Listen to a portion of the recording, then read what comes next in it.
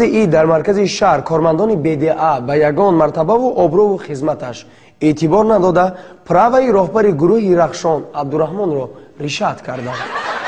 زیرا او به راهگذران پیشخواد راه نداده نقلیاتش را راند و قاعده حرکت را ویران کرد. ادامه این موضوع را همکارمان آهنگساز فیلم آرمان‌ها فرخ محمدov از جای واقعه نقل می‌کند. رعایت کردن قاعده حرکت راه برای همه حتمی است، از جمله برای حافظان نیست. چه قاعده ویران کنید؟ اکو کماندیر صورت تیز آموزده ما وقتی دیر کروسی کانسل کروسون کیزو دیر کنیم قاعده حرکت راه به سروسیمش میشد می اورس کم tak تیز اکنون مونده محققی نوشته میتیم میرید ایشی مخلصا قاعده حرکت در راه اثر اشتراکچی حرکت مسئولیت اعتبارات طلب می‌نماید، اما عصبی بی اهمیتی، کم تجربگی و یا بی مسئولیتی باشد که وقتهای آخر از طرف رانندگان ویران گردن حرکت در راه خیلی زیاد به مشاهده میرسد. یکی از این قاعده ویران کنان را کارمندان BDA در اینجا دستگیر کردند. همین کارا شرط لازم نبود. عبدالرحمن قاعده ویران کن سروسیمه به جای آنکه در مدت 3 دقیقه به عوض حجت رانندگیش اجازتنامه موقتی گرفته از پی کارش شود، طول 17 دقیقه است که با کارمند BDA 7 و 8 کردن نشسته است. مبین خیلی مشاهده نتی داخلی اما من بینید شما دلیل نمی حافظ دلیل قابلو تاجیک فیلم نمیبینید؟ میبینم کنه آرمانو ندیدید؟ در کنه آرمانو شما اشتراک کردگی شما صنعتکار وقت سیزانی توی به شما کتی همکار در وقت من اینجا کار میکنم. عبدالرحمن تن نداده خیرگیش را دوام میداد، خود را رکلام میکرد، خود را اعلان میکرد، خود را معرفی میکرد، خود را شناس میکرد، اما من نمیشناسید شمایه؟ گروه رخشان؟ نه شما تلویزیون نمیبین؟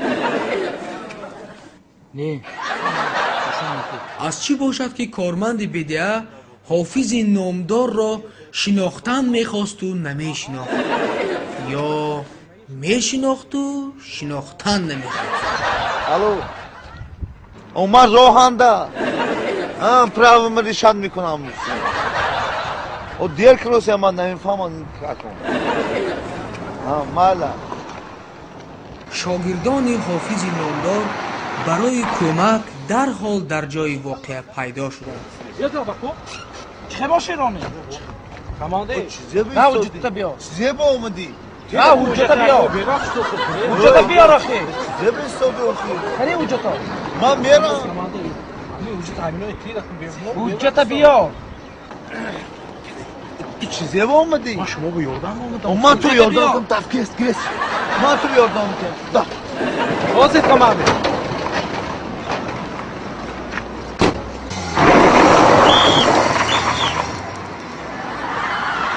کجا؟ برا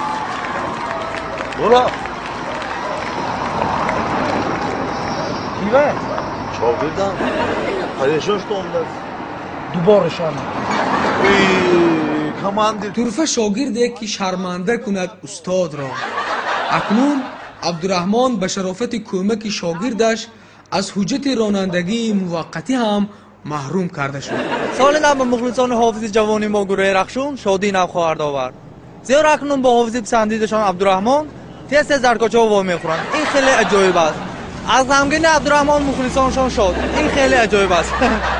سال روان ما حجت زیاده از 20 نفر حافظان و 10 نفر اکتیاران رو رشد کردیم، چون که همش برای بهتری مردم است و قاعده حرکتی را برای همه یک است و رعایت کردن آن حتمی است و آینده عبدالرحمن پیاده میموند یا من چیزی گفته نمیتوانم، چون که او از خودش وابسته است.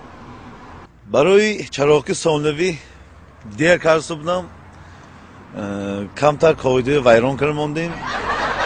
هیچ گپ نی از پا کمتر پیاده هم راه میریم در کوچه ها.